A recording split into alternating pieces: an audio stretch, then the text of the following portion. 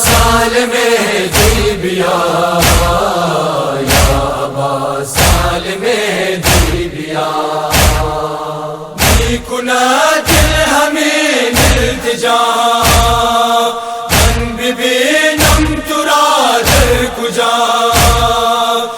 آرزویم بود از تو بر زبانم بود این ثنا یا ابا سالم جیبیا یا ابا سالم جیبیا یا ابا سالم جیبیا یا ابا سالم جیبیا شدائی جہان جفا پر سرے معشدہ ظلمہ دردہارا بیا کن دوا اے سرور دل فاطمہ ولا قوة إلا بالله العلي العظيم حسبنا الله ونعم الوكيل نعم المولى ونعم النصير أعوذ بالله من الشيطان الرجيم بسم الله الرحمن الرحيم الحمد لله الذي يؤمن الخائفين وينجي الصالحين ويضع المستكبرين ويهلك ملوكا ويستخلف آخرين والصلاة والسلام على رسول ثقلين محبوب رب المشرقين والمغربين جد الحسن والحسين نبينا سيدنا أبي القاسم محمد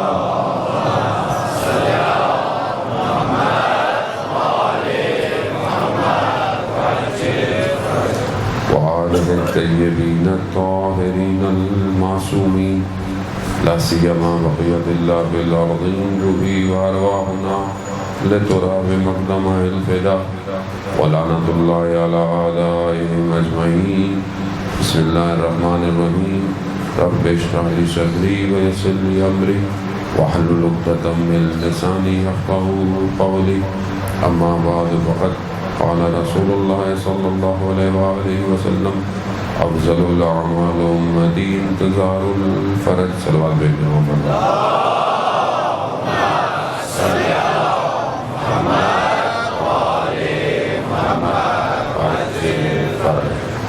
عزاداران سید الشہداء ایام اعزاء اور ماہ محرم میں ایک اور جمعہ اور یہ جمعہ بھی گزر گیا روز جمعہ ظہور کا متوقع دن ہے اور آج بھی امام تشریف نہیں لائے ہم میں سے نہ جانے کتنے دل ایسے ہوں گے جو آج تڑپے ہوں یا جنہوں نے انتظار کیا ہو کہ مولا آج آپ نہیں آئے روز جمعہ عصر مغرب کے درمیان کا وقت فطرتاً انسان کے دل کو بڑا بوجھل کر دیتا ہے کیونکہ متوجہ نہیں ہوتا کہ کیوں ہوا ہے ایسا تو وہ اس طرف اس کو یاد نہیں آتی کہ کسی نے آنا تھا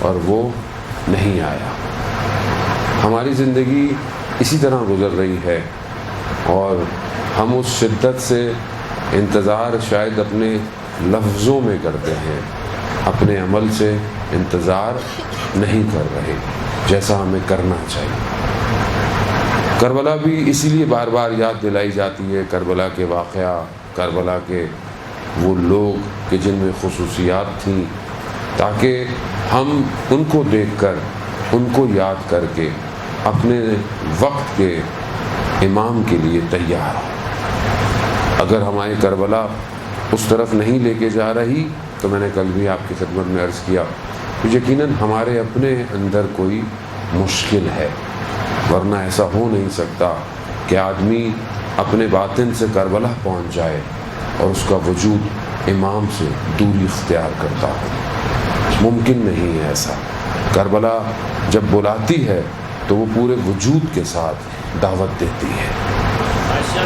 امام کے جو اصحاب ہیں، امام کے جو لوگ ہیں جو امام کے ساتھ کربلا میں ہیں، ان کے اندر خصوصیات بہت پائی جاتی ہیں، اور اسی لیے ہم وہ پڑھتے بھی ہیں یا لیتنی کنت معکم، کہ کاش ہم ہوتے، کہ تاکہ ہم ان کے اندر دیکھیں کہ ان کے اندر وہ کون سی ایسی خصوصیات تھیں کہ جو مجھے اپنے اندر ایجاد کرنی ہے۔ ان جیسا تو کوئی بھی نہیں ہو سکتا، ظاہر ہے وہ ایسا راستہ ہے، ان کی شخصیتیں، ان کا کردار، لیکن انہوں نے ہمارے لیے ایک راستہ بنایا ہے، وہ راستہ کہ جو اپنے امام پر جا کر ختم ہوتا ہے۔ ساری دارائی، ساری حاکمیت، ساری دولتیں، سارے خزانے، سب کچھ وہ امام کے قدموں میں آ کر رکھنے کو تیار تھے، اور انہوں نے رکھا۔ وہ مال لے کر امام کے پاس نہیں پہنچے، امام کو مال کی ضرورت نہیں تھی، امام چاہتے تو زمین خزانے اگلنا شروع کر دیتی، مگر امام کو وہ ہیرے چاہیے تھے جو باطن میں چھپے ہوئے تھے۔ امام نے اس جہالت کے دور میں کہ جہاں پر جو ہے وہ اسلام کے ظاہری لباس کو پہن کر منافقت نے اپنے آپ کو اتنا مخفی کر لیا تھا کہ جسے پہچاننا مشکل ہو گیا تھا، حتیٰ جسے آج تک لوگ پہچاننے میں دھوکہ کھا رہے ہیں کہ یزید کو جو ہے وہ کس ناموں سے پکارتے ہیں، یعنی اتنا مخفی کیا ہوا تھا منافقت کی لیئرز کے اندر کہ اس زمانے میں، اس دور میں، اس ظلمت اور تاریکی میں امام نے ان کا انتخاب کیا اور ان کو ایسا روشن کیا کہ کہنے کو تو شام غریبہ میں خیمے جلے، مگر ان جلتے ہوئے خیموں کی روشنی آج تک راستہ دکھا رہی ہے۔ یہ امام کے وجود کا کرشمہ تھا کہ امام کہتے کسے ہیں، امام ہے کیا، امام کی معرفت ہمیں کتنی حاصل ہوئی ہے۔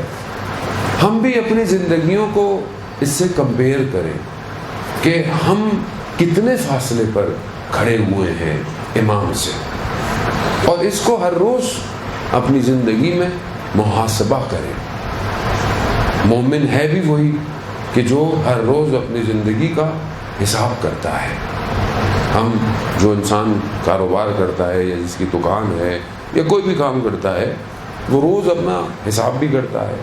کچھ کمپنیاں مہینے میں کرتی ہیں، بڑی کمپنیاں سال میں بھی آڈٹ کرتی ہیں، بڑے بڑے اکاؤنٹس کو بلا کر آڈٹ کیا جاتا ہے کہ کتنا کمایا، کہاں خرچ کیا، کتنا نقصان ہوا۔ مومن کی پہچان یہی ہے، وہ کل پہ بات نہیں جانے دیتا، وہ ہر روز اپنا حساب کرتا ہے۔ کیوں؟ کیونکہ اسے نہیں پتا کل ہوگی یا نہیں ہوگی۔ یہ مومن کی نشانی ہے، یہ میں اپنی طرف سے نہیں کہہ رہا، یہ امام موسیٰ کاظم علیہ الصلوۃ والسلام صلی علی محمد، یعنی امام خود فرماتے ہیں کہ ہمارا شیعہ وہ ہے کہ جو ہر روز اپنا محاسبہ کرے، اپنا حساب کرے کہ اس نے آج کیا کیا۔ باقی روایات اس طرف ہمیں اور اشارہ دیتی ہیں کہ اگر ہم نے کوئی اچھا کام کیا تو خوش نہیں ہونا چاہیے۔ کیوں؟ کیونکہ اچھا کام کیا ہے تو خدا کا توفیق اور خدا کی شکر ہے، میرا کوئی کمال نہیں ہے۔ لیکن اگر خدا نہ خواستہ گناہ ہو گیا، غلطی ہو گئی، تو استغفار کرے۔ اس کی وجہ کیا؟ اس کی وجہ یہ ہے کہ یہ جو حساب کتاب ہے یہ بہت فاسٹ ہے۔ یہاں ایسا نہیں ہے کہ مہینے کے بعد کوئی فائل کھلے گی، سال کے بعد نہیں، یہاں ہر روز حساب جو میں کر رہا ہوں میرے وجود کی کتاب پہ لکھا جا رہا ہے، ہر چیز لکھی جا رہی ہے۔ ایک تو وہ ملائکہ لکھ رہے ہیں جو ہم نیکیاں کریں گے یا خدا نہ خواستہ غلط کام کریں گے، لیکن ہر روز ہمارا وجود ان ساری چیزوں کو سیو کر رہا ہے، چاہے میں نے اچھا کام کیا، چاہے میں نے برا کام کیا۔ حتیٰ میں نے زبان سے جو لفظ ادا کیا وہ اس کے اثرات کیا ہیں لکھے جا رہے ہیں۔ کسی کا دل دکھایا، کسی کو خوش کیا، حتیٰ جو سنا، میں نے کیا سنا، اس سننے کے اثرات میرے وجود پہ کیا ہیں وہ بھی لکھے جا رہے ہیں. حتیٰ جو میں نے سوچا، جو میں سوچ رہا ہوں، دنیا تو نہیں دیکھ سکتی میں جو سوچ رہا ہوں، خدا تو دیکھ رہا ہے. خدا سے تو ہمارا ذہن چھپا ہوا نہیں ہے. تو جو میں سوچ رہا ہوں، اچھا سوچا یا غلط سوچا، ہمیں فکر اتنی اجازت دیتا ہے کہ انسان خدا نہ خواستہ اگر فکر گناہ کرے اور گناہ انجام نہ دے تو اس کے حساب میں لکھا نہیں جاتا، لیکن فکر نیکی کرے، نیکی کا سوچے، نیکی انجام نہ دے پائے، ثواب لکھا جاتا ہے. یہ خدا کا کرم ہے ہمارے اوپر. لیکن معاملات جب اوپر لیول پہ ہوں، جہاں معرفت کے مقامات ہوں، جہاں اپنے آپ کو امام تک پہنچانے کا معاملہ ہے، وہاں فکر گناہ بھی انسان کو تباہ کر دیتی ہے. یعنی آپ، اور ہوتا کیا ہے جب انسان زیادہ سوچتا ہے، یہ سوچیں جو ہے وہ فیوز بن کر اس کے قلب کے اوپر اثرات مرتب کرتی ہیں. جب اس کے قلب پہ یہ اثرات مرتب ہوتے ہیں تو اس کے اعضاء اور جوارح حرکت میں آنا شروع ہو جاتے ہیں. اگر انسان خدا نہ خواستہ غلط چیزیں سوچتا رہے تو ایک وقت وہ پھر گناہ کر بیٹھتا ہے. جبکہ اولیاء خدا فکر گناہ بھی نہیں کرتے. رجب علی خیاط کہ جو میں نے پہلے بھی عرض کیا بہت بڑے عارف تھے، اور ایک دفعہ گزر رہے تھے سڑک کنارے تو ایک جانور نے اپنی ٹانگ اٹھائی، بچ گئے، لگا نہیں، بیٹھ گئے سڑک کنارے. روایت بھی کہتی ہیں جب تمہیں کہیں ٹھوکر لگے، حادثہ لگے تو سوچو کوئی غلطی ہوئی ہے، خدا تمہیں متوجہ کرانا چاہ رہا ہے. تو یہ بھی بیٹھ گئے. تو انہوں نے بولا کہ یہ کیوں ہوا ایسا؟ تو ان کے ذہن میں آیا، بہرحال اب ان کا فکر گناہ پتہ نہیں کیا ہوگا، ہمارا فکر گناہ الگ ہے، کہ انہوں نے فکر ایک گناہ کی آئی تھی جس کی وجہ سے خدا نے اٹینشن کیا، رک جاؤ. ہماری زندگی صبح و شام گزرے جا رہی ہے، حادثے ہو رہے ہیں، کتنی چیزیں ہو رہی ہیں، ہم متوجہ ہی نہیں ہوتے کہ ہمارا بھی کوئی نظام چل رہا ہے یا نہیں چل رہا، ہمارے بارے میں بھی چیزیں لکھی جا رہی ہیں یا نہیں لکھی جا رہی. تو ہم ان حالات میں اگر اپنے آپ کو ٹیسٹ نہیں کر رہے تو ہم کیسے امام تک پہنچیں گے؟ وہ اولیاء خدا کے اس مقامات پہ جب ہم پڑھتے ہیں علماء کی سیرت، شہداء کی سیرت، کیسے اس مقام پہ پہنچ گئے. ایک جوان کیسے پہنچ جاتا ہے، شہید ہمت کہ جو 28 سال میں شہید ہو گیا ہے اور 22 سال میں جو ہے وہ اس نے اپنے آپ کو جو ہے وہ جوائن کیا یہ جنگ کو. 6 سال کی زندگی ہے خالی، 28 سال کیا زندگی ہوتی ہے. 6 سال میں جو اس نے کارنامے انجام دیے، خود انسان شرمندہ ہوتا ہے اتنی زندگی کو دیکھ کے. رات کی تاریکی میں جنگ میں آسمان کو دیکھ رہا ہے، آنسو ٹپک رہے. دوست نے کہا، حاج ہمت مناجات کر رہے ہو خدا سے؟ کہا نہیں، میں دیکھ رہا ہوں کہ یہ نظام جو ہے وہ کائنات کا، یہ ہماری کیسے مدد کر رہا ہے. کہا کیا؟ کہا جب رات کی تاریکی میں ہمارے لڑکے چلنا شروع کرتے ہیں، دشمن کو نظر نہ آئے، بادل چاند کی روشنی کو چھپا دیتے ہیں، اور جب انہیں راستہ چاہیے ہوتا ہے تو بادل ہٹ جاتے ہیں اور وہ اس روشنی میں اپنے راستے طے کر رہے ہیں. 28 سال کا جوان اسباب کائنات کو مستخر کر رہا ہے. کیسے پہنچ گیا اس طرح؟ اس کا مطلب ہے کہ ذہن کو اس قابل کیا ہے کہ یہ عالم میں ہونے والی صدائیں اسے سمجھ میں ہیں. عزیزان محترم، زندگی تو گزر ہی جائے گی، گزر بھی رہی ہے، روک تو سکتے نہیں زندگی کو آپ، لیکن کیسے گزرے یہ ہمارے اختیار میں ہے. ہم اس کو اچھا کر سکتے ہیں اگر ہم نہ بڑھے. کس طرح بڑھے؟ وہ جو ایک خصوصیت ہے امام حسین علیہ السلام کے، صلی علی محمد امام کے جو اصحاب ہیں ان کی ایک خصوصیت یہ تھی کہ وہ اس معاملے میں سبقت انجام دیتے ہیں، یعنی انہوں نے دیر نہیں کی، بہت تیزی سے جب ان کو موقع ملا انہوں نے لبیک کہا، سوچا نہیں، انہوں نے تاخیر نہیں کی، بہت تیزی سے آئے ہیں۔ اور انہیں انصار اللہ بھی کہا جاتا ہے کہ خدا کی نصرت کی ہے انہوں نے۔ خدا قرآن میں کہتا ہے کہ تم میری نصرت کرو، میری مدد کرو، میں تمہاری مدد کروں گا۔ اب خدا کو کیا مدد کی ضرورت ہے؟ خدا کو ضرورت ہے، خدا قرآن میں کہتا ہے کہ خدا مجھے قرض دو، میں تمہیں اس کے بدلے میں بہت کچھ دوں گا، خیر دوں گا، مگر خدا کو ہمارے پیسوں کی ضرورت ہے۔ خدا تو مالک ہے، ان اللہ علی کل شیء قدیر ہے، سب کچھ اسی کا ہے۔ وہ کیوں ہم سے، وہ کیا مانگ رہا ہے؟ وہ جو کہہ رہا ہے کہ میری مدد کرو، اصل میں اس کے راستے کی مدد ہے، اس کے ولی کی مدد ہے، اس کے حجت خدا جو کائنات میں اس کی نصرت کرنی ہے۔ اور یہ جو ہم نصرت کریں گے، یہ جو ہم کامیابی، یہ مدد کریں گے، اس سے انہیں ہماری ضرورت نہیں ہے۔ یہ جو ہم اگر خدا کی راہ میں خدا کہتا ہے کہ مجھے قرض دو، ہم اصل میں اپنے آپ کو بچانا چاہتے ہیں۔ خدا کہتا ہے کہ اپنے مال سے انفاق کرو، اصل میں ہم اپنے مال کو بہتر کرنا ہے، تبھی خدا کہتا ہے کہ مجھے دو، ورنہ خدا کو کیا ضرورت ہے ہمارے مال کی؟ جو خدا نے اگر ہمیں زندگی میں فائنینشل چیزیں دی ہیں، یا کوئی آپشن دیا ہے، کوئی خصوصیت دی ہے، یا کوئی صلاحیت دی ہے، یا کوئی تعلقات دی ہیں، PR دی ہیں، اگر ہم اس سے کسی کی مدد کرتے ہیں تو خدا کی اصل میں نصرت ہو رہی ہے۔ خدا کیوں چاہتا ہے؟ تاکہ یہ جو مجھے خدا نے دیا ہے اس کو میں قیامت میں بچا لوں۔ حدیث بھی ہے، حضرت محمد مصطفیٰ صلی اللہ علیہ وسلم صلی علی محمد وآل محمد، حدیث بھی ہے پیغمبر کی کہ جو تم اللہ کی راہ میں دو گے وہ باقی ہے، جو تم اپنے اوپر خرچ کرو گے وہ اس کا حساب کتاب ہے۔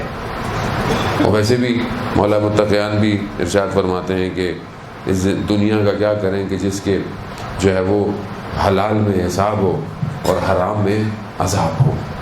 تو انسان تو پھنسا ہوا ہے، وہ خوش ہو رہا ہے آج کل کا انسان، بڑی بڑی بلڈنگیں بنا کے، بڑی بڑی مملکتیں، دنیا، گاڑی، گھر، بینک بیلنس، لیکن اصل ہدف سے دور ہے۔ وہ سمجھتا ہے کہ شاید کامیابی پہ جا رہا ہے، اسی لیے وہ انسان بے باک ہو گیا ہے، نڈر ہو گیا ہے، گناہوں کی طرف وہ بڑے آرامی سے بڑھ رہا ہے۔ ظلم اور ستم جو آج دنیا میں ہو رہا ہے یہ انسان کی بے باکی ہے، یہ انسان کے اندر سے خوف خدا کا ختم ہو جانا اور اصل ہدف انسانیت سے دور ہو جانا آج دنیا کو اس دہانے پر لے آیا ہے۔ انسان بعض اوقات 4 چیزیں اس کے پاس آ جاتی ہیں، وہ یہ سمجھتا ہے کہ اس نے کمائی ہے، اس کی محنت ہے، جبکہ انسان کی حیثیت کیا ہے، انسان کی اوقات کیا ہے پروردگار کے مقابلے؟ کچھ بھی نہیں ہے۔ انتم الفقراء، تم سب محتاج ہو، فقیر ہو، تم سب نیاز مند ہو، وہ صرف بے نیاز ہے۔ اور کتنا بہترین قول ہے امام سجاد علیہ الصلوۃ والسلام، اللہم صلی علی محمد وآل محمد۔ صحیفہ سجادیہ کی غالباً دعا 10ویں دعا کے اندر امام فرماتے ہیں کہ یا غنی الاغنیاء انا افقر الفقراء، اے بے نیازوں میں سب سے بڑے بے نیاز میں محتاجوں میں سب سے بڑا محتاج ہوں۔ کیوں امام ایسے جملے ادا کر رہے ہیں؟ کیونکہ جتنی معرفت بڑھتی ہے اتنا توحید کو پہچانا جاتا ہے، جتنے اپنے آپ کو ہم اوپر لے کر آئیں گے اتنا ہمیں یہ معاملات الگ سے نظر آئیں گے۔ یہ دنیا سمٹ جائے گی، یہ سب، یہ شور شرابہ، یہ سب موقتاً ہے، ٹیمپریری ہے۔ آج کل کے حالات آپ کے سامنے بہرحال یہ دنیا ظلم اور ستم سے بڑھتی چلی جا رہی ہے۔ خاص طور پہ یہ چند دنوں میں جو واقعات ہوئے خواتین کی بے حرمتی کے، جو آپ سن بھی رہے ہیں، دیکھ بھی رہے ہیں کہ کس نہج پر زمانے کو لایا گیا ہے کہ ایک خاتون کی جو ہے وہ پردہ اور اس کی عزت جو ہے وہ محفوظ نہیں ہے۔ کس کا قصور ہے یہ؟ کون امنیت دیتا ہے؟ ملک کی سب سے مہنگی جو چیز ہوتی ہے نا کسی کنٹری کی، سب سے مہنگی چیز اس کی سڑکیں، اس کی بلڈنگیں، اس کی آسائشیں نہیں ہوتی. سب سے مہنگی چیز دنیا کی سیکیورٹی اور امنیت ہے. جس ملک میں سب سے زیادہ سیکیورٹی امنیت ہو اتنی ہی اس کی قیمت ہوتی ہے. اگر کسی ملک میں امنیت نہیں ہے، سیکیورٹی نہیں ہے، آپ کی ماں بہن، ہماری ماں بہن اگر آزادی سے جا نہیں سکتی ہے، کیسی امنیت؟ اس کے رکھوالے کیا کر رہے ہیں؟ اس کے حکمراں کیا کر رہے ہیں؟ کس کا قصور ہے؟ کون جواب دے گا؟ کس طرح جواب دے گا؟ ایک زاویہ تو یہ ہے کہ امنیت ہو. جب آپ گناہگار کو، مجرم کو سزا ہی نہیں دیں گے تو لوگ تو بے باک ہوں گے، لوگ تو غلطیاں کریں گے. آپ لٹکائیں سڑک کنارے پر کسی کو جس نے زیادتی کی ہو، پھر دیکھیں کوئی کرے گا کہ نہیں کرے گا. مگر کیونکہ سب دنیا پرست ہو گئے ہیں، کسی کو کوئی خوف نہیں ہے. یہ ایک زاویہ.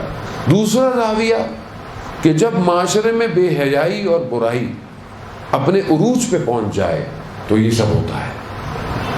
جب آپ ویسٹ کی تقلید کریں گے، ویسٹرن معاشرے کی، ویسٹ جو ہے وہ کوئی ایک ملک نہیں ہے، ویسٹرن آئیڈیالوجی ہے، وہ نظریہ ہے جو انسان کو ارتقاء کے لیے ایک دھوکہ ہے کہ کسی مذہب کی ضرورت نہیں ہے، کسی چیز کی ضرورت نہیں ہے، خاتون کو کسی پردے کی ضرورت نہیں ہے، کسی چار دیواری کی ضرورت نہیں ہے، جو دل چاہے وہ کرے، آزاد ہے.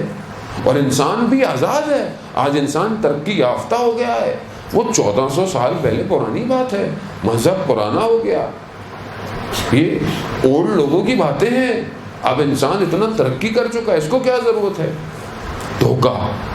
اس انسان کو دھوکہ دیا جا رہا ہے، جبکہ کوئی بھی علم پرورش پا ہی نہیں سکتا انبیاء کے سائے کے نیچے.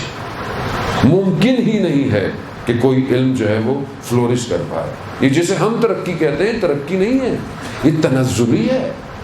جسے آج ہم آزادی کا نعرہ لگاتے ہیں، دنیا آزاد ہے، آزاد ہے. کیسی آزادی ہے؟ کس چیز کی آزادی ہے؟ بے حیائی آزادی ہے؟ بدن سے لباس کم کر دینا آزادی ہے؟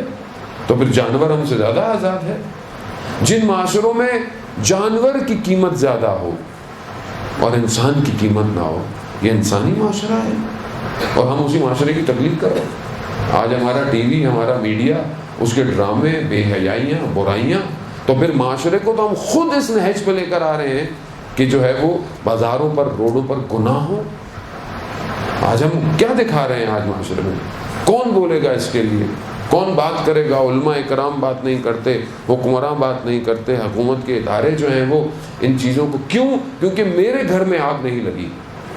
میرے گھر میں جس دن آگ لگے گی اس دن مجھے پتا چلے گا کہ جو ہے وہ شہر جل رہا تھا اور میں خاموش تھا. اسلام کا جو اصل قانون اور اس کی حاکمیت ہے، اگر وہ نہیں ہے معاشرے میں، لا الہ الا اللہ کے نام پر جو ملک جدا ہو اور اسلام نظر نہ آئے، نہ حکمرانوں میں نظر آئے، نہ اس کے میڈیا میں نظر آئے، تو پھر آپ کیا توقع رکھتے ہیں اس ملک سے؟ تو عزیزان محترم، بہرحال ہم توجہ کریں اپنی طرف کہ ہم اپنے ملک کو کس نہج پر لے کے جا رہے ہیں. یہ مسائل تو ہوں گے، اور پھر اگر ہم اپنے اندر آئیں، اپنی ذات میں آئیں، اپنی کمیونٹی میں آئیں، تو ہم اگر ایک امام کی طرف بڑھ رہے ہیں، نہ سنی، نہ شیعہ، نہ حتیٰ کوئی مذہب کی بھی بات نہیں ہے. جتنے زندہ دین ہیں اس ٹائم، جتنے ادیان ہیں، چاہے وہ مسیحیت ہو، چاہے وہ یہودیت ہو، چاہے وہ زرتشت ہو، چاہے وہ ہندوؤں کی بھی کتابوں کے اندر یہ لکھا ہوا ہے، جو بھی سب ایک کا انتظار کر رہے ہیں. آنے والا شخص ایک ہی ہے، نام مختلف ہے. کوئی اس کو مشایعہ کہتا ہے، کوئی اس کو کچھ اور کہتا ہے، کوئی اس کو جو ہے وہ منجی کہہ رہا ہے. خصوصیتیں ایک ہی ہیں، شخص ایک ہی ہے. حضرت عیسیٰ علیہ السلام خدا کے وہ نبی خود فرماتے ہیں کہ اس کا انتظار ایسے کرو جیسے تمہیں اندازہ ہو کہ رات کو کوئی تمہارے گھر میں گھسنے والا ہے. ساری رات جاگ کر تم اس کا انتظار کرو گے. آخری کا انتظار ایسے کرو. اس کے انتظار میں پہلی چیز کیا ہے کہ مشترک یعنی کامن ہے. اختلافات کو دور کریں. مذہبی اختلافات، فرقے واریت کے اختلاف، ان کو دور کریں، آپس میں ملیں اور ایک امت ہو کر ایک امام کی طرف بڑھیں۔ یہ ہمارا فرض بنتا ہے کہ ہم ان چیزوں کو دیکھیں، اور خاص طور پر اپنے آپس میں بھی دیکھیں۔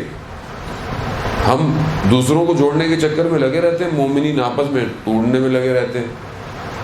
ایک آدمی جو ہے وہ ایک امام بارگاہ دوسری امام بارگاہ میں جاتا، آپ کے یہاں تو ماشاءاللہ ایک ہی روڈ پر پتہ نہیں کتنے امام بارگاہ ہیں، اور نام اور قومیت کے نام سے کوئی امام رضا امام بارگاہ نہیں بولتا، ناموں کے حساب سے۔ وہ بری بات نہیں ہے، لیکن کیونکہ جب آپ خود لسانیت اور زبان کی وجہ سے اپنے آپ کو جدا کریں گے تو آپ پہلا نشان کیا دے رہے ہیں لوگوں کو؟ آپ اس کے ناموں سے پکاریں جو امام بارگاہ کا نام ہے، اور بلا تفرقے کے ساتھ آپ ایک ہدف کی طرف بڑھیں، ایک پیغام کی طرف بڑھیں، نہ کہ آپس میں اختلافات کر کے دور ہوں اور آپس میں جو ہے وہ رنجشیں بھریں۔ کس کو خوش کر رہے ہیں؟ ابھی امام اگر کوئٹہ میں اترے، انشاءاللہ آئیں گے امام، تو کہاں جائیں گے امام بارگاہ؟ کس امام بارگاہ میں جائیں گے؟ تو اب سوچیں نا اس بارے میں۔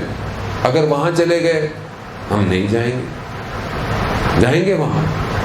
وہ ادھر آ گئے، نہیں ہم تو وہاں نہیں جاتے، وہ تو فلانے لوگوں کا ہے، وہ تو فلانی قوم کا ہے۔ تو آپ سمجھتے ہیں امام آئیں گے یہاں؟ امام آئیں گے آپ کے اس شہر کے اندر؟ پھر کہتے ہیں مولانا امام نہیں آتے۔ کہاں آئے امام؟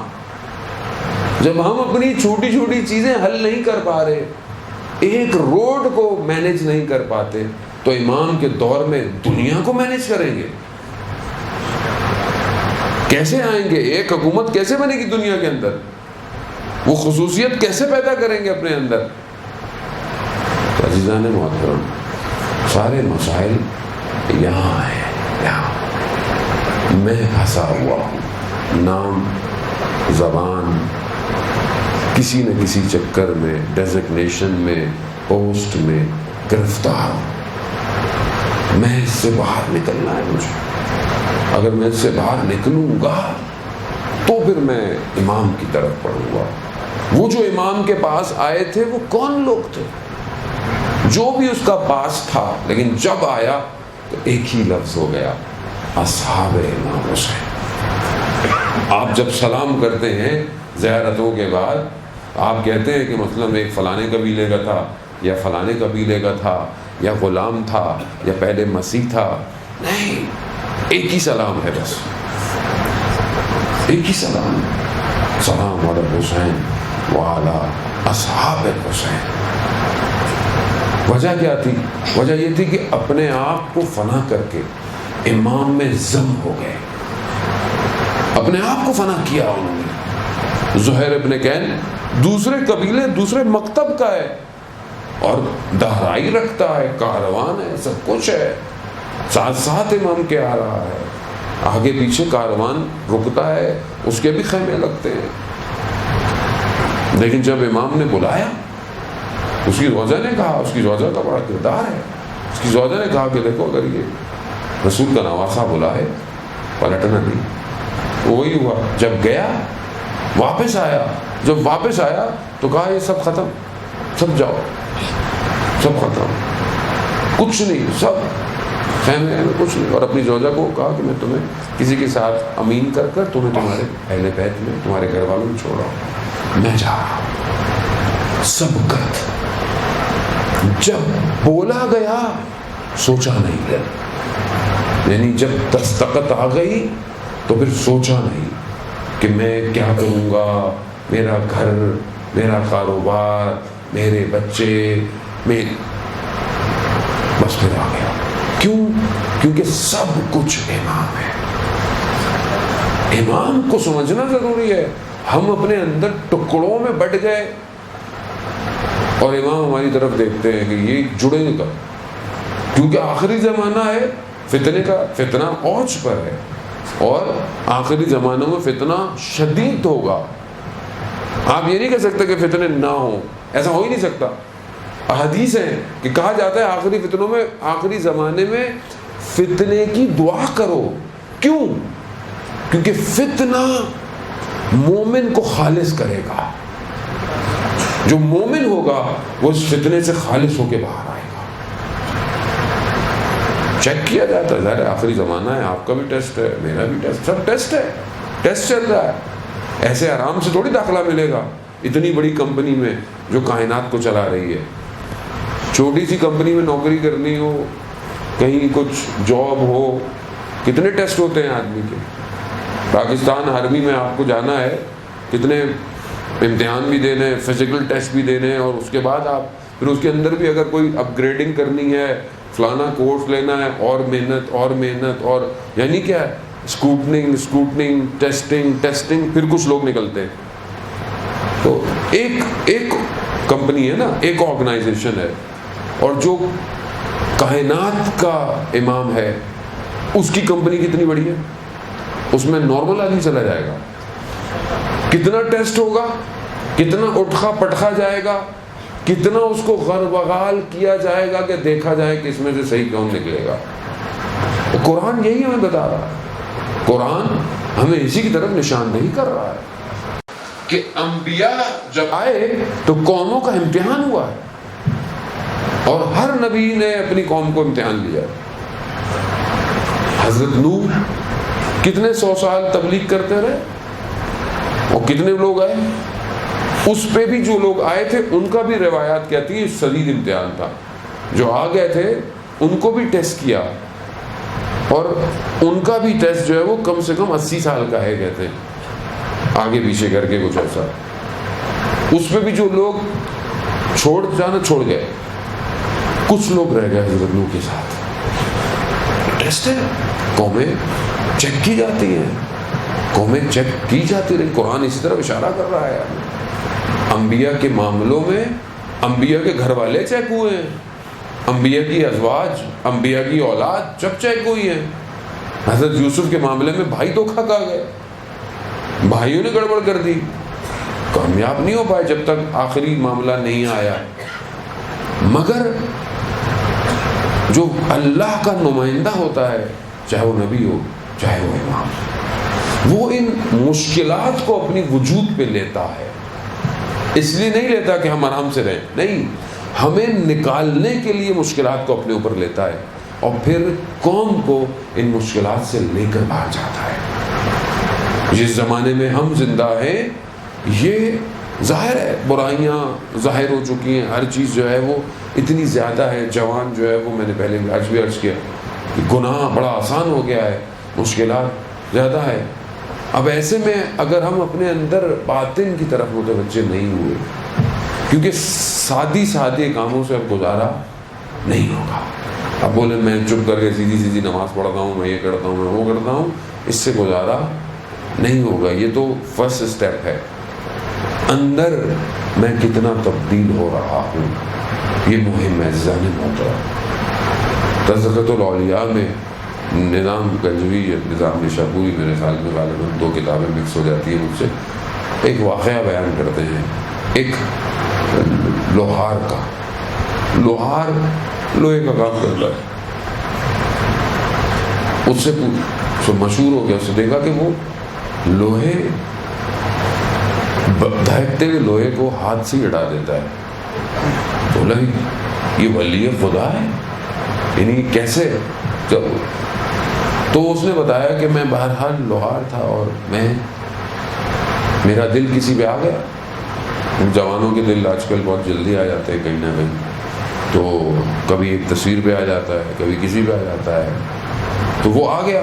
اب کیا کرے، کچھ نہیں ہو پایا. تو اس نے سنا تھا دوسری جگہ پر ایک جادوگر ہے، وہ کچھ رمل رمل کرتا ہے.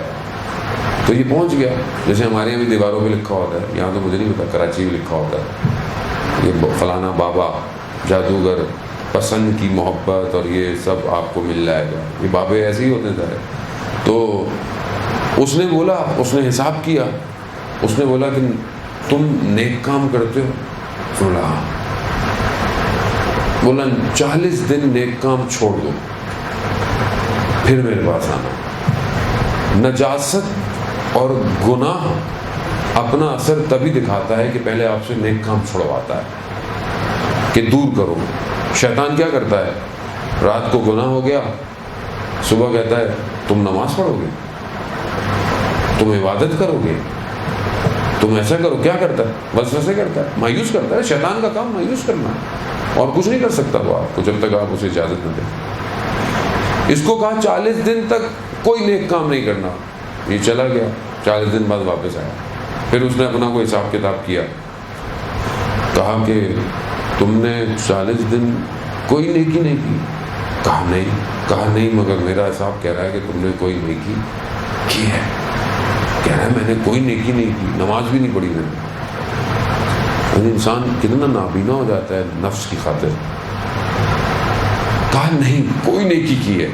کہا جب میں کہہ رہا میں جب آپ کی طرف آ رہا تھا تو رستے میں ایک پتھر پڑا ہوا تھا تو میں نے اسے ہٹا دیا کہ کوئی گر نہ جائے. تو وہ کھڑا ہو گیا. اس نے بولا کہ جاؤ. کہا کیوں؟ کہا 40 دن کوئی نیک کام نہیں کیا، پھر بھی خدا تمہیں تمہارے قدموں سے بچا رہا ہے. یعنی خدا اتنا مہربان ہے. خدا تو نہیں چاہتا کہ اس کا بندہ گناہ کرے، غلطی کرے. حدیث قدسی ہے کہ جب کوئی بندہ خدا کی طرف پلٹتا ہے، خدا کی طرف آتا ہے، تو خدا کے لیے کیسا ہوتا ہے؟ یعنی کیسا ہے خدا کے لیے؟ بالکل ایسے ہے جیسے ایک شخص ریگستان میں، بیابان میں اپنا سامان کھو بیٹھے، اپنا سامان، اس کا کھانے پینے کا سب کچھ کھو بیٹھے اور شدت سے بے ہوش ہو جائے، اور جب اس کی آنکھ کھلے تو اس کا سامان اس کے سامنے رکھا ہو. کیا کیفیت ہوگی؟ کیا محسوس کرے گا؟ کہا جب کوئی بندہ خدا کی طرف پلٹتا ہے تو ایسا ہی ہوتا ہے. خدا انتظار کرتا ہے، خدا موقع دیتا ہے زندگی میں، بہانے دیتا ہے، کبھی کسی وجہ سے، کبھی کسی نیکی سے. یہ بندہ میری طرف آئے تو صحیح، ایک قدم بڑھاؤ. وہ کہتا ہے میں 10 قدم بڑھاؤں گا. مہربان اتنا ہے کہ ہم کہتے ہیں 70 گنا وہاں سے جاتا ہے. یہ تو 70 گنا تو کثرت کی وجہ سے ہے، ورنہ وہ کہاں اور ماں کہاں مہربان؟ اس کی مہربانی کہاں، ماں کی مہربانی کہاں؟ وہ رحمت اپنی ٹوٹنے دیتا ہی نہیں. جب انسان ماں کے بطن میں ہوتا ہے اس وقت سے خدا کی رحمت اس کے ساتھ ہوتی ہے. اس کو خوراک دے رہا ہوتا ہے. یہ تو خدا جانتا ہے نا کیسے خوراک دینی. اس کے بدن کو بناتا ہے، اس کو تکمیل کرتا ہے، پھر وہ دنیا میں آتا ہے، پھر ماں کے ذریعے اس کی خوراک. پھر جب وہ بڑا ہوتا ہے تو ماں سے جدا ہو جاتا ہے، پھر معاشرے میں چل رہا ہے، پھر ساری، یعنی ہر لمحے خدا کی رحمت اس کے ساتھ ساتھ ہوتی ہے. یہاں تک کہ جب وہ دنیا سے بھی چلا جائے تو بھی خدا کی رحمت ختم نہیں ہوتی. عالم برزخ میں، قبر کے اندر بھی شاید کوئی اس کی اولاد نیکی کر لے، میں اس کی قبر پہ عذاب کم کر دوں گا. حضرت عیسیٰ ایک قبرستان سے گزر رہے تھے، دیکھا ایک قبر پہ عذاب ہے. پھر کچھ اور عرصے کے بعد قبرستان سے گزرے تو دیکھا قبر میں عذاب نہیں ہے. کہا پروردگار کیا معاملہ ہے؟ کہا اس کی اولاد میں سے ایک بچہ تھا، اس نے ایک ٹوٹا ہوا پل بنا دیا جس سے لوگ گزر کے جاتے تھے. اس نیکی کی وجہ سے ہم نے اس کی قبر سے عذاب اٹھا لیا. خدا کا مہربان ختم نہیں ہو رہا. پھر معاملہ آگے جائے گا. روز محشر انسان آئے گا، حساب کتاب لیا جائے گا اس سے وہاں پر. اور یہی رحمت جو خدا کی ہے، یہ پوری دنیا میں جو رحمت ہے، یعنی ایک باپ، ماں باپ بچے سے رحم کرتے ہیں، ایک دوست کے ساتھ رحم کرتا ہے، ایک ہمسائے سے رحم کرتا ہے، ایک شخص کسی جانور پہ رحم کرتا ہے. یہ جو پوری دنیا میں ہر شخص دوسرے کے ساتھ اچھا ہے، ان ساری رحمتوں کو جمع کرے تو یہ 1% بنتی ہے.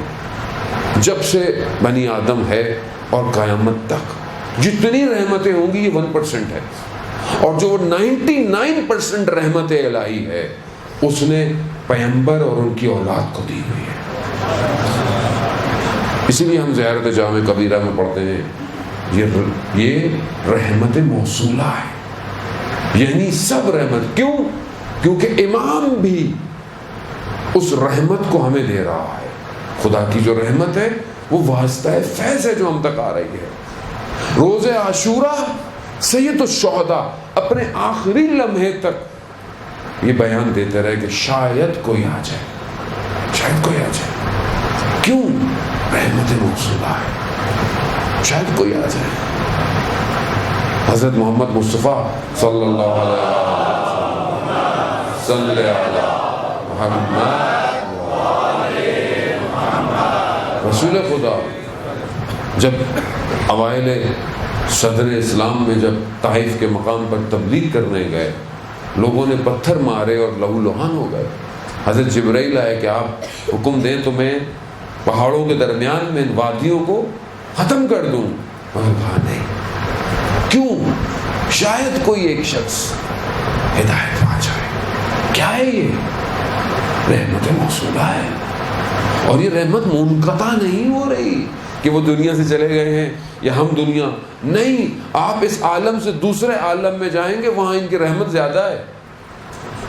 وہاں ان کی رحمت زیادہ ہے. جانے محترم ہمارے استاد بتاتے ہیں ان کے والد مصائب پڑھا کرتے تھے. ان کے خواب میں آئے اور انہوں نے ان سے پوچھا کہ بابا وہاں کیا معاملہ ہے؟ تو کہا کہ امام حسین جتنا اس دنیا میں کریم تھے اس سے زیادہ اس عالم میں بادشاہ ہے. یعنی کیا؟ یعنی رحمت کنٹینیو ہے، ٹوٹ نہیں رہی رحمت. روز قیامت میں شخص جہنم کی طرف دھکیلا جا رہا ہوگا، اعمال اچھے نہیں ہوں گے، مڑ کے دیکھے گا. کہا کیوں ہے؟ کہا وہ تیری رحمت کی طرف. فرشتوں سے کہے گا کہ کوئی آپشن؟ کہا نہیں. ہاں ایک ہے، وہ ہستی اگر وہ کر دے. وہ کون؟ رسول خدا کی ذات. وہاں پہنچے گا، کہے یا رسول اللہ. تو وہ ایک پرچہ نکالیں گے اور اس میزان پر رکھیں گے تو سارے برے اعمال ہلکے اور وہ ایک پرچہ بھاری کر دے گا. تو پوچھا جائے گا کہ یہ کیا ہے اس پرچے کے اندر؟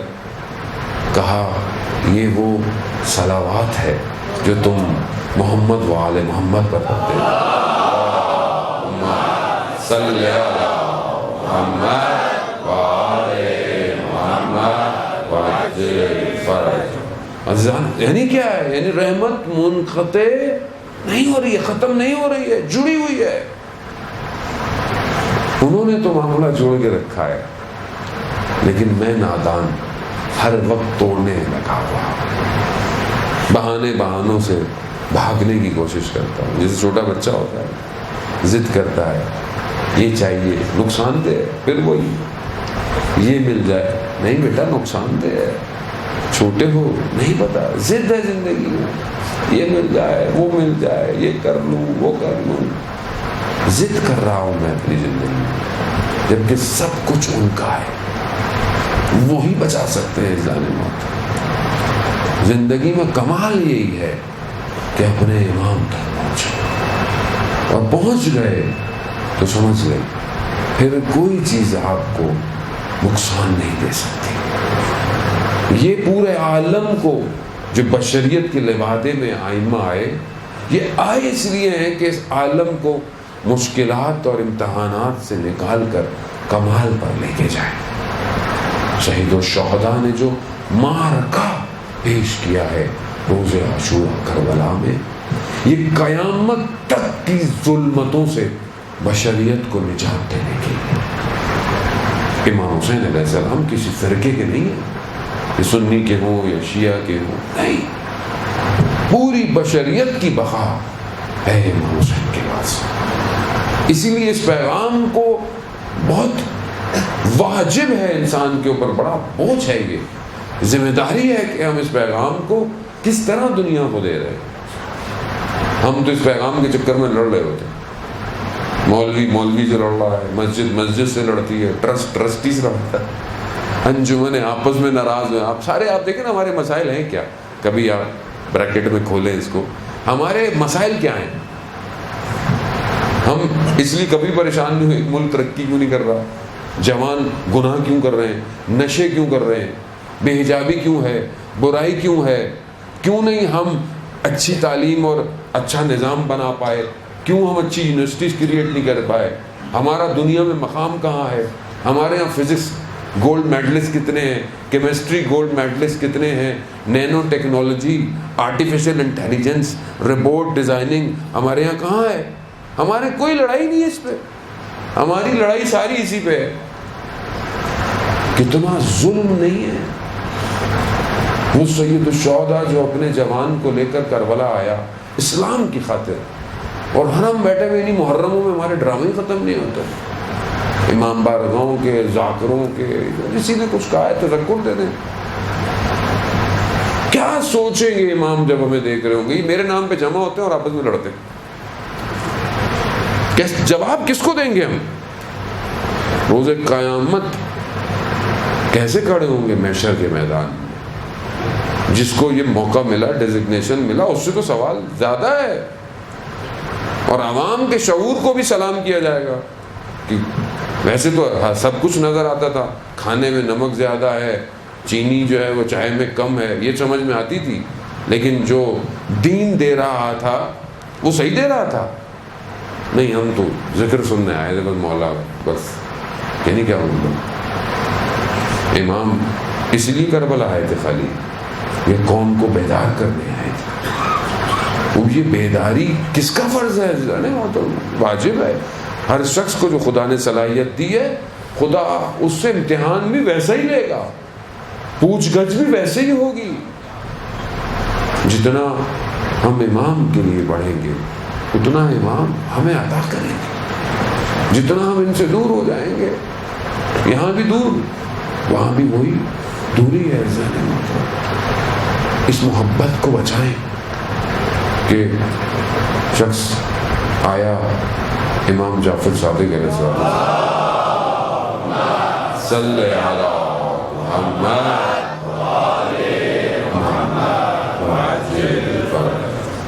امام کی خدمت میں آیا، بات سے کہا، اس نے دیکھا امام کا ایک غلام ہے. امام کے غلام کو اس نے کہا کہ دیکھو میں فلانے جگہ سے آیا ہوں اور وہاں میرے حکوم باغ ہے، مال ہے، سب کچھ ہے، زمین ہے، یہ سب میں تمہیں دینے کو تیار ہوں، یہ سب تم لے لو، اور یہ جو تم نوکری کرتے ہو نا یہ مجھے دے دو. اب اس غلام نے کہا کہ سودا تو برا نہیں ہے. امام کی خدمت میں گیا، کہا مولا ایسا ایسا ہے، وہ جو آیا وہ یہ کہہ رہا ہے کہ یہ ہے. امام نے کہا مسئلہ نہیں، اگر تم جانا چاہتے ہو جاؤ. جب جانے لگا میں نے کہا میری بات سنو. مگر کہا کہ دیکھو جو اس دنیا میں ہم سے جتنا قریب ہوگا وہ اس عالم میں ہمارے اتنا ہی قریب ہوگا. تو اس نے بولا کہ نہیں، دنیا کے سارے خزانے مل جائیں امام سے دوری نہیں. جس دلوں میں ان کی محبت ہو وہ دنیا کے امیر ترین شخص ہے، لیکن ظاہر ہے اس محبت کا اظہار عمل سے کرنا.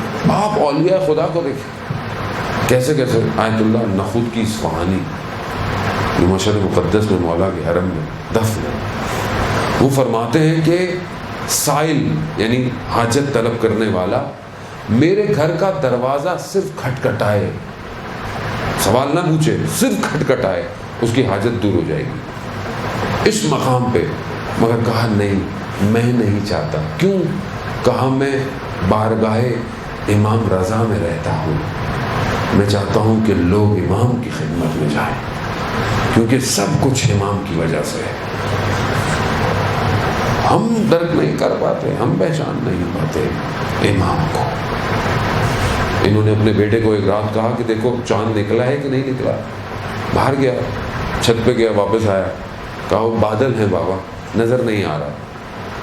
کہا بادلوں سے کہو نخودکی نے کہا ہے ہٹ جاؤ. اوپر گیا اور یہی کہا، بادل ہٹ گئے، چاند دیکھ کے واپس آیا. کیا معاملہ ہے؟ کیوں عالم تسخیر ہو رہا ہے؟ کیوں؟ کیونکہ امام کے قریب ہے. امام کہاں ہے؟ کتنا ڈھونڈا ہے امام کو، کہاں ڈھونڈا ہے امام کو. میں نے اپنی زندگی میں کتنا تڑپا. جمعے کا دن تھا، دعا نتبہ پڑھی میں نے، کتنی، ایک صفحہ، 2 لائنیں، 3 لائنیں. متا ترانا و نراقا، آپ کب ہمیں دیکھیں گے اور ہم آپ کو کب دیکھیں گے مولا.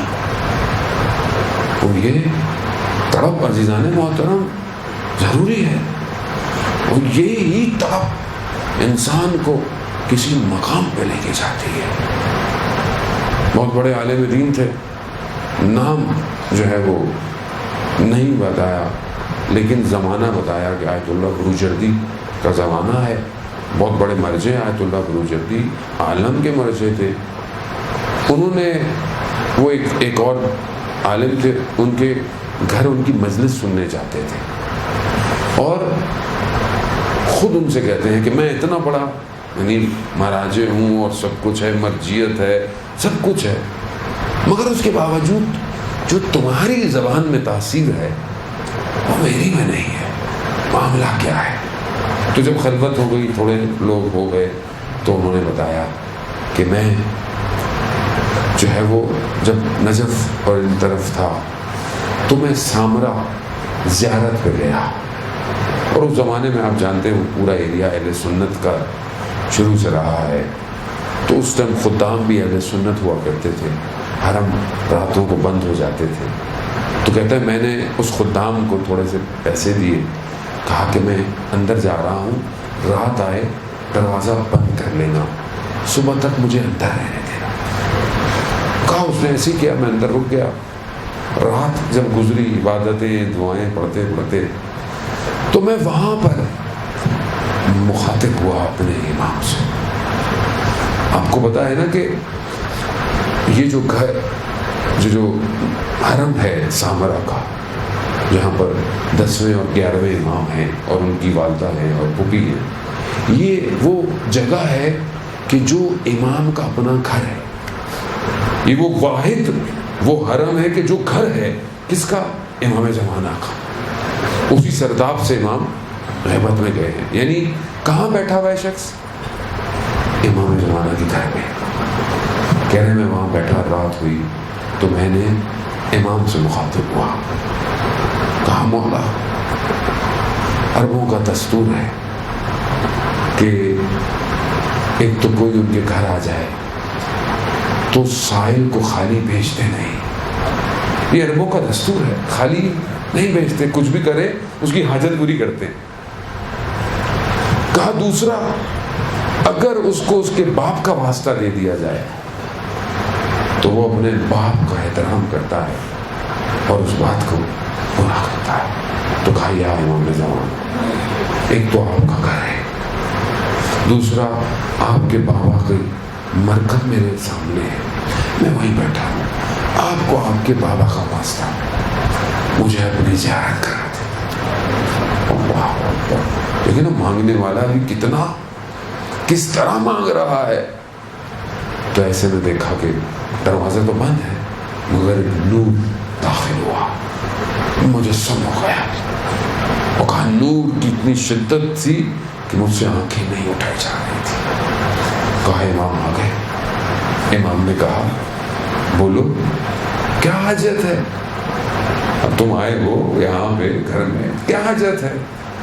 کہا مولا میری کوئی حاجت نہیں، میں صرف آپ کو دیکھنا چاہتا تھا۔ اللہ کیا کمال ہے، یعنی امام تک پہنچ کر کہا میں آپ کو دیکھنا چاہتا ہوں۔ یوسف زہرا، کہا امام نے پھر پوچھا کہ کوئی حاجت ہے تو بتاؤ۔ میں نے کہا نہیں مولا، بس آپ کی سلامتی۔ تیسری دفعہ پھر امام نے پوچھا تو پھر وہی کہا۔ تو امام فرماتے ہیں تمہیں مانگنا بھی نہیں آتا، اللہ جاؤ آج سے ہم نے تمہیں حکمت دی، علم دیا، کہا یہ جو مجھے عطا ہے یہ امام کی عطا ہے۔ عزیزان محترم، کب یہ نگاہیں امام کو ڈھونڈے گی؟ کبھی مسجد میں، کبھی کوفہ، کبھی شام، کبھی مشہد، کبھی قم۔ ہم جب حوضے گئے نا شروع میں، اور نئے قم گئے، طالب علم تھے، لوگوں نے پوچھا کہ قم کیا کرنے جا رہے ہو؟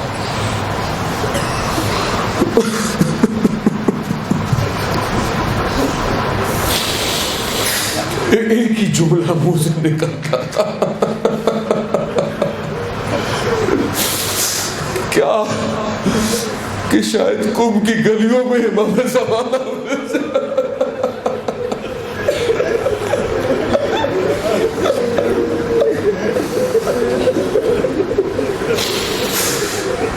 لیکن نہ جانے اپنی زندگی میں کھو گئے۔ یا امام زمان، ہم خطا کار گناہ گار، یہ نگاہ کرم کیجئے ہم پر۔ بڑا گریہ کیا آزادار نے محترم، آپ کے دلوں کو میں نے بڑا دکھا دیا آج۔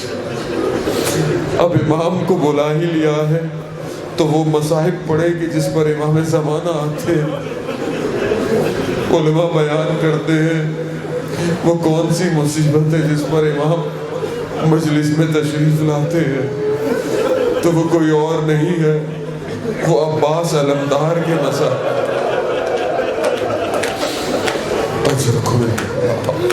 آزاداران محترم، آپ جانتے ہیں نا وقت نہیں ہے کہ مولا کی شخصیت پر کچھ لفظ بیان کروں، ہاں بس اتنا کہوں گا کہ خود معصوم نے ان کی زیارت تعلیم کی ہے، خود معصوم ان کے لیے کہہ رہے ہیں کہ میں گواہی دیتا ہوں کن صفات پر کہ تسلیم بھی ہے، تصدیق بھی ہے، وفا بھی ہے، نصیحت بھی ہے، اور وہ مقام ہے حضرت عباس کا کہ روز قیامت میں شہداء حضرت عباس کے مقام کو دیکھ کر رش کریں گے۔ کیوں؟ کیونکہ اپنے وقت کے امام پر قربان ہو گیا۔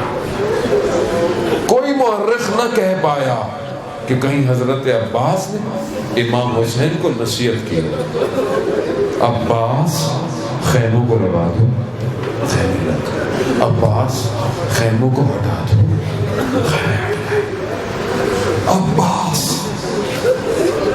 کہ جسے مانگا ہی حسین کے لیے گیا تھا، وہ عباس کہ جس کا وجود مایہ تسکین تھا اہل حرم کے لیے، بیبیاں کبھی سوچ ہی نہیں سکتی تھی کہ ان کے ہاتھوں میں رسیاں بندھیں گی، انہیں بازاروں میں گھمایا جائے گا۔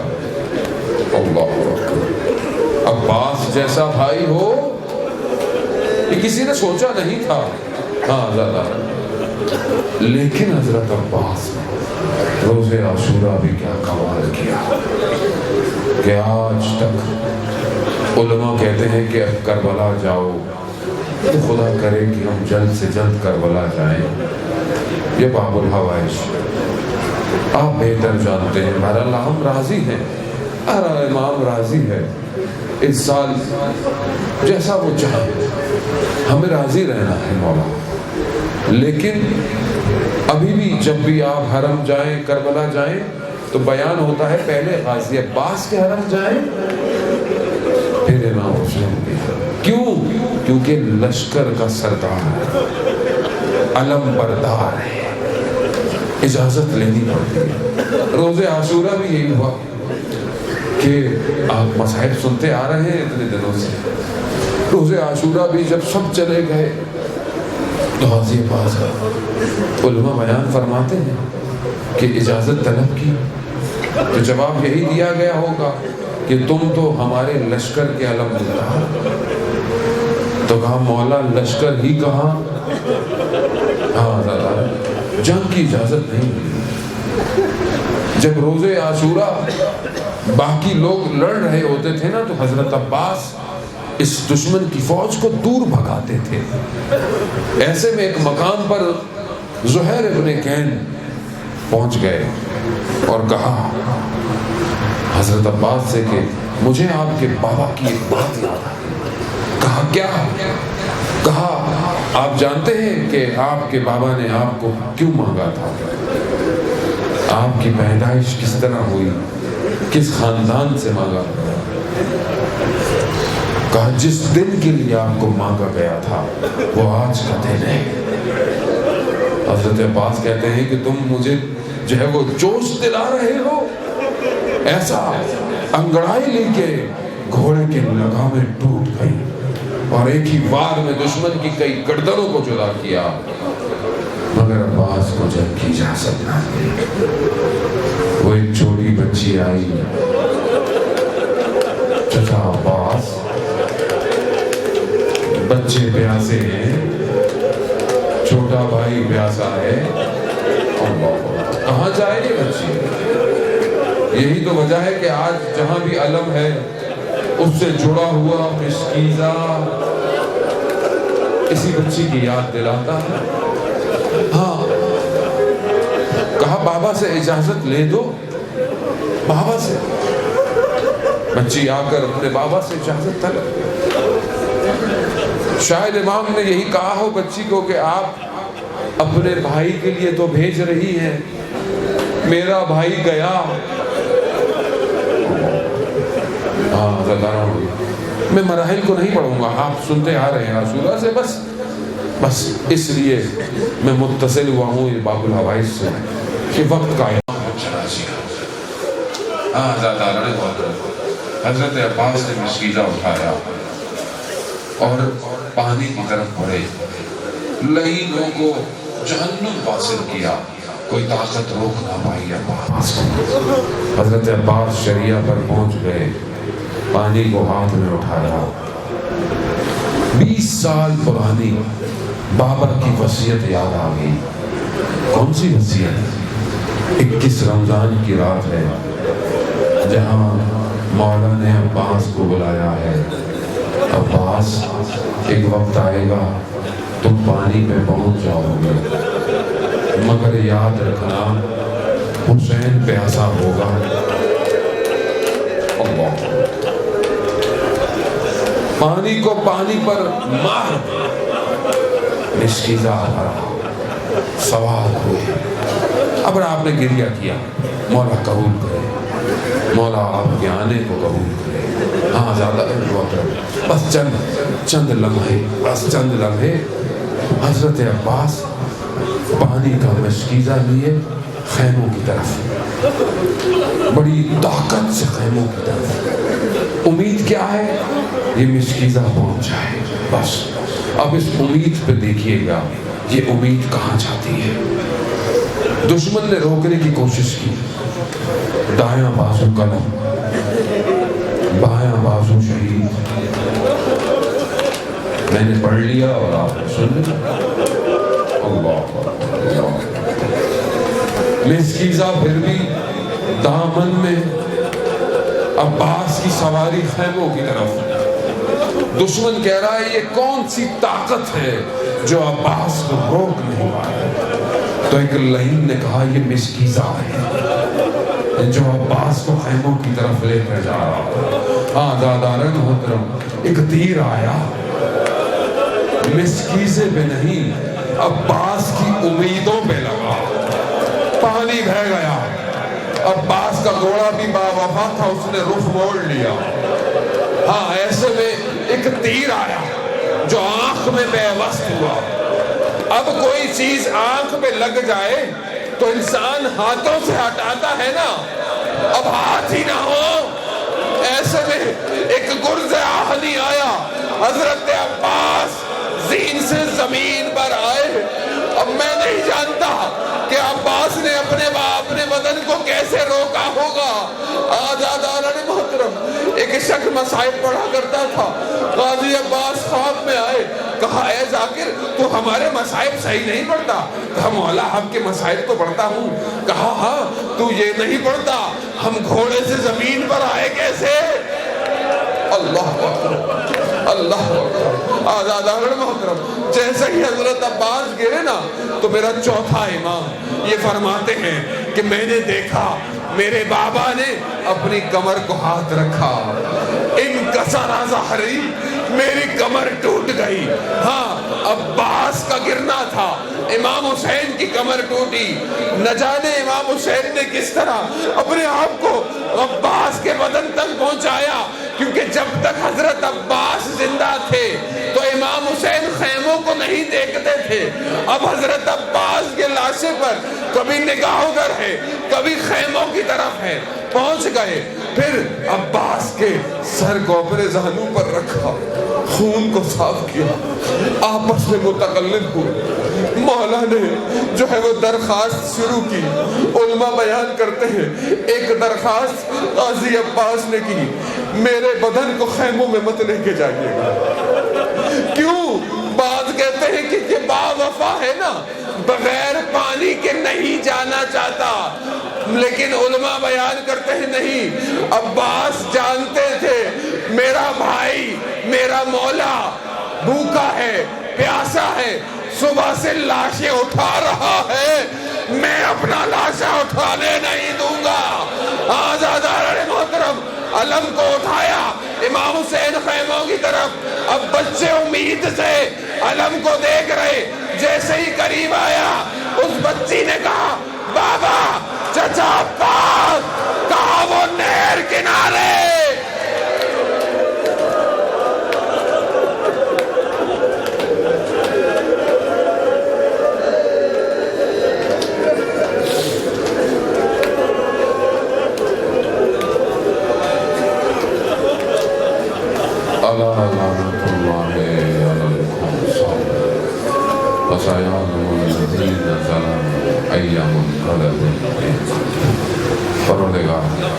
امام زمانہ کے ظہور میں تعجیل عطا فرما، ہمیں ان کے ناصروں، ان کے مددگاروں میں شمار فرما۔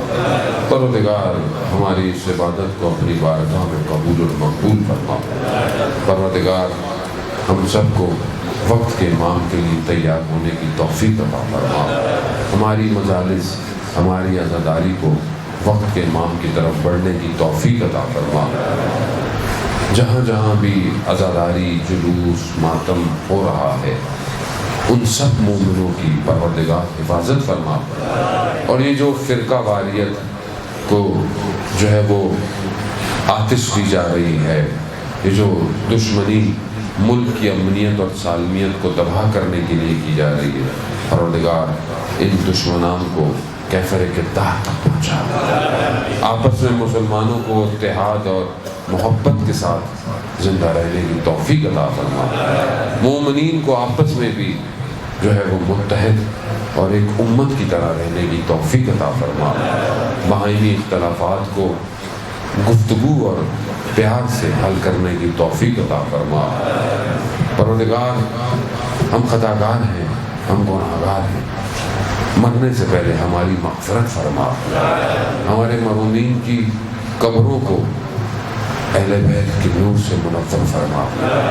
پروردگار ہمارے گھروں کو قرآن کی تلاوت سے منور فرما۔ پروردگار ہمارے جوانوں کو اس مصیبت پرآشوب دور میں ان کے نفسوں کی حفاظت فرما۔ پروردگار ہمیں کوئی غم نہ دے سوائے غم حسین کے۔ علماء کرام، مراجع کرام طول عمر اور سلامتی عطا فرما۔ جو بھی اپنا حصہ ڈال رہا ہے دین کی تبلیغ کے لیے، ماتم عزاداری کے لیے، چاہے وہ انجمن ہو، چاہے وہ ٹرسٹ ہو، سلام پڑھنے والے، مرثیہ پڑھنے والے، علماء، خطیب، ذاکرین، اسکاؤٹ، سیکیورٹی کے اہلکار، چاہے وہ پولیس ہو، رینجرز ہو، انتظامیہ ہو، شہر کی انتظامیہ ہو، کوئی بھی شخص، پروردگار اسے اپنی بارگاہ سے اجر کثیر عطا فرما۔ پروردگار مسلمان جہاں جہاں اپنی آزادی کی جنگیں لڑ رہے ہیں انہیں کامیابی عطا فرما۔ اسلام کے دشمنوں کو نیست اور نابود فرما۔ پروردگار یہ جو ملک میں بدامنی اور ناامنی کا سما ہے، پروردگار اس وطن پاکستان کو امن کا گہوارہ بنا، اس کو مستحکم ہونے کی توفیق عطا فرما، اس کے دشمنوں کو نیست اور نابود فرما۔ ہم سب کو حج، عمرہ اور زیارات کی توفیق عطا فرما۔ اگر پروردگار بہرحال کیونکہ بیماری ہے، وائرس ہے، احتیاط بھی کرنی ضروری ہے، مگر اگر تو بہتر جانتا ہے، اگر ہمارے لیے بہتر ہے تو ہمیں کربلا کی زیارت نصیب فرما۔ عزیزان محترم، دو علماء کرام اور ویسے بھی جتنے بھی مریض اس وائرس کی وجہ سے ہیں، خاص طور پہ یو کے میں مولانا نجم الحسن صاحب اور مولانا علی رضا رضوی صاحب کے ابھی چند دن پہلے ہی پاکستان سے گئے ہیں، دونوں علیل ہیں وائرس کی وجہ سے اور ہاسپٹل میں ایڈمٹ ہیں۔ پروردگار تجھے واسطہ بیمار کربلا کے صدقے میں ان کو شفائے کاملہ اور عاجلہ عطا فرما۔ پروردگار جو بے اولاد ہیں انہیں حضرت علی اصغر کے صدقے اولاد صالح اور نیک عطا فرما۔ جو گھروں میں خاص طور پہ جوان بیٹے اور بیٹیاں بیٹھے ہیں، پروردگار اپنی بارگاہ سے ان کے لیے بہترین کف کا انتظام فرما۔ جو بے روزگار ہیں انہیں رزق حلال عطا فرما۔ جو برسر روزگار ہیں ان کے رزق میں ترقی اور کشادگی عطا فرما۔ پروردگار ہمیں اس دنیا میں کہ جو بہت تھوڑی سی زندگی ہے، ہمیں اس طرح جیسے تو چاہتا ہے رہنے کی توفیق عطا فرما۔ اللہم ارزقنا زیارت الحسین فی الدنیا و شفاعتہ فی الآخرہ۔ ماتم حسین۔